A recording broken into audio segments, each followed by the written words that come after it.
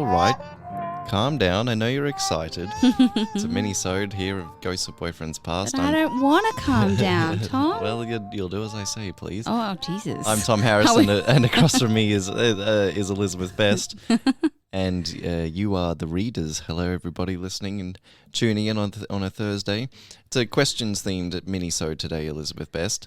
And I'd like to open the batting. It's not really a question. It's more of a conversation. In talking with a distressed female who's currently dating out in the world, she's come across a number of dates where it's, how would I describe it? A free scope it out date. Like you meet up, like they meet up and you go for a walk. No money gets spent or anything. This is the thing, like, yeah. And I just what are your thoughts on the first date? No money spent, and it's a total scope out. I've always been, and I've said this to many friends, is that when they're like, what are you doing tonight? And I never go, I'm going on a date. And I always call it more of a meeting than a date. I'm meeting somebody because for me, when I say date, the terminology means I'm keen on someone, right? So if I'm meeting them and I'm not sure if I'm keen on them, then it's a hangout or a catch up or a meet up or a meeting. It's almost an interview, but I don't want to call it that because that's clinical, but I'm quite happy to do a scope it out date because then, I've made the mistake of going on dinner dates where it's immediately apparent that you haven't clicked and you're stuck, in my case, eating ribs in front of someone who has just said, sorry, I'm not what you were thinking I was going to be, and it's just the worst. Yeah, you don't want to spend 80 quid on a first date that doesn't. And you also don't want to sit there and keep getting drinks and get pissed if you're not interested or, Does the term date have financial connotations attached to it purely in terms of you're going to be spending money or money will be spent on this? I don't think it should. It should. I am quite happy to, if let's go for a walk and if we decide we want a coffee, then we each buy our own coffees or, I feel like the date part of it comes in. If you're keen on someone, then you can start spending money on them. But I'm not I will donate my money to charities, but I'm not going to spend money on strangers. Does that make sense? Yeah, it does. I suppose my question was, when the word date enters it, is there an implication? Not should there be, but is there? I don't know. I think a lot of people have the expectation, especially. There's going to be I'm gonna out my gender and say that there's a lot of women that I read about who expect the man to pay for them. And I've always said that that's bullshit, and I will never let somebody pay for me if I'm not interested in them because then I feel like I owe them something.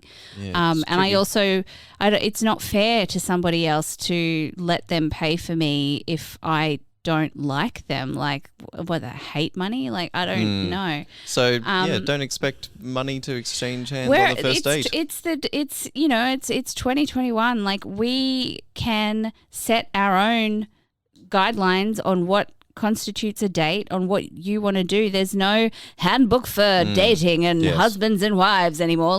There's no fucking. The only rule is don't be a dick. Yeah, that's right, and communicate. So that's where I'm at with that. Great.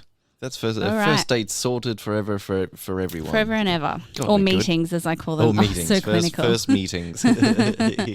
All right.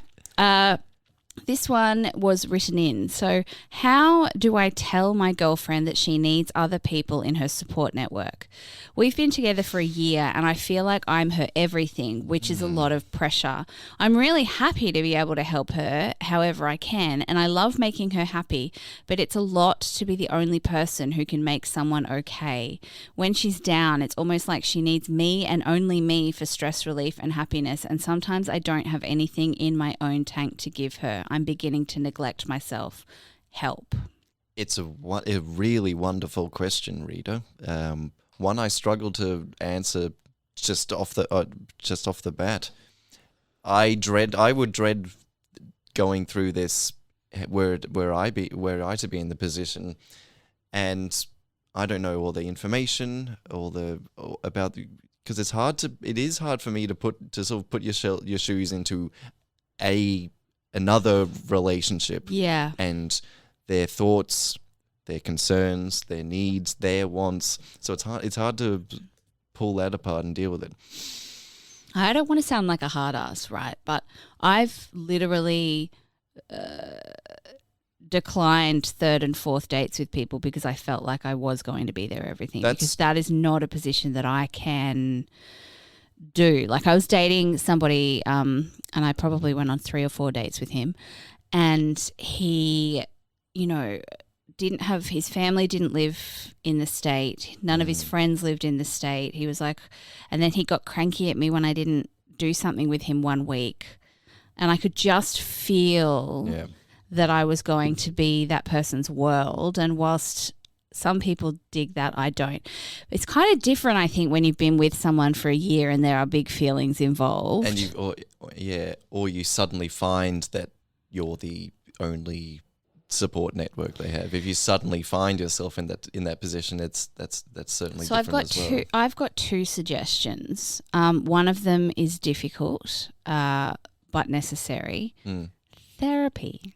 Sure. I don't know how you bring it up in a sensitive way, but maybe you do that whole make it us versus the problem thing. Yep. Maybe we should get some therapy so that I can learn to better help you get through these things, and so that we can get through this problem together. Yep. Make it very clear that it's not couples therapy, so they don't start throwing things at you. But like, just maybe we can get some, like, how, like, this is, I really hate seeing you like this. Maybe we can get some external help to be able to help us with this problem. And I think, Rita, you can also say, hey, you're allowed to be selfish and have your needs and wants expressed. You are allowed to say, hey, hun, I'm your only support network. It's weighing me down, or it's not helping, And you've got to say that in a really sensitive way, though, when people are like this, because otherwise they start going, oh, right, I'm a burden to you. Like, fine, I've got no one then. Like, absolutely. It's one of those things where you've got to do the reassurance that, I love you and I'm so here for you, but could I have maybe an hour just to, to fill my own tank a little bit, and then I will get back to this, I bring that up purely from, I suppose, my own output on life. Yeah. Like, I can hurt myself all I want, right? That doesn't matter. Yeah. I can abuse my body, my health. It doesn't matter. As soon as it starts affecting someone else, then I'm like, shit. This thing I'm doing is affecting them. So therefore, that's the kind of when you realize that your stress and pain or whatever is affecting someone else,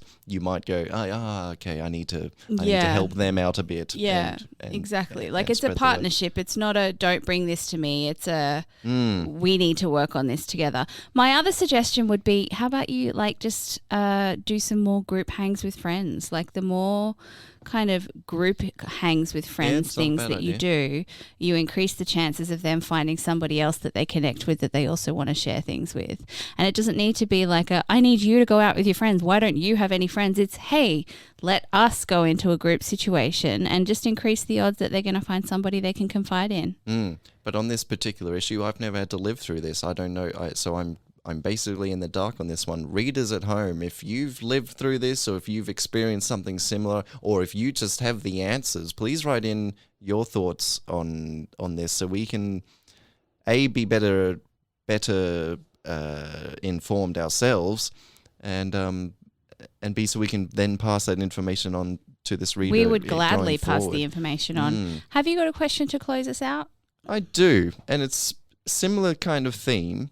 And again, we'll be sitting here for the half an hour exploring and unpacking it, but it's, how do you build trust in a relationship? Someone wants to know. And time is the factor here, right? Also where the trust has been broken. Right. Like, rebuilding trust is very different from building trust. But either way, as we've explored previously, trust or soul... trust is one of those things like soul searching that requires time. You can't be like, cool, I'll do some soul searching 5 minutes later. All right, soul search. And trust is the same. It's like, hey, you trust me? In 5 minutes? Yeah, it's like, no, I need a good time. So building trust is interesting. It's just constantly showing up as your authentic self. I think if you keep showing up as your authentic self and showing somebody that yes, I'm here. Here is the way that I do things. Then that person is going to feel more and more confident that you are here and you will do things. That's really interesting because you could be totally misrepresenting yourself, but you're doing all the things you said you would. I said I would help out around. I said I'd do the washing, and I did the washing. I said I'd do the cleaning, and I did the cleaning. That's kind of building trust. But if you're if you're misrepresenting yourself in order to get there, you're not building trust. You're going about it in a dishonest way. Yeah. Yeah. So building trust, it's meeting obligations and meeting meeting standards, meeting commitments.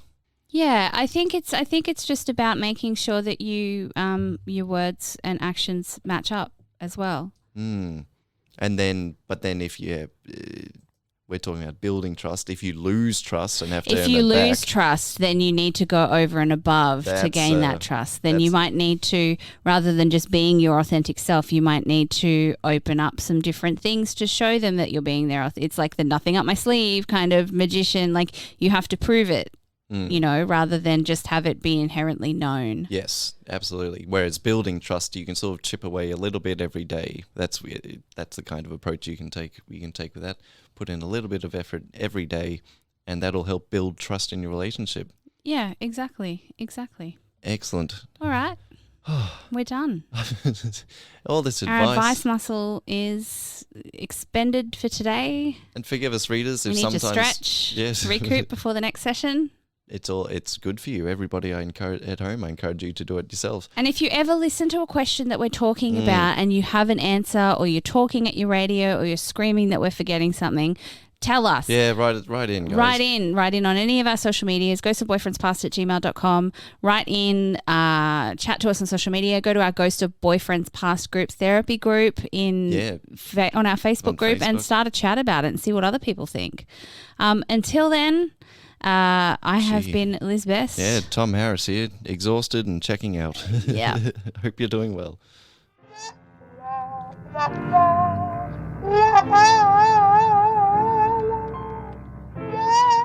La la la.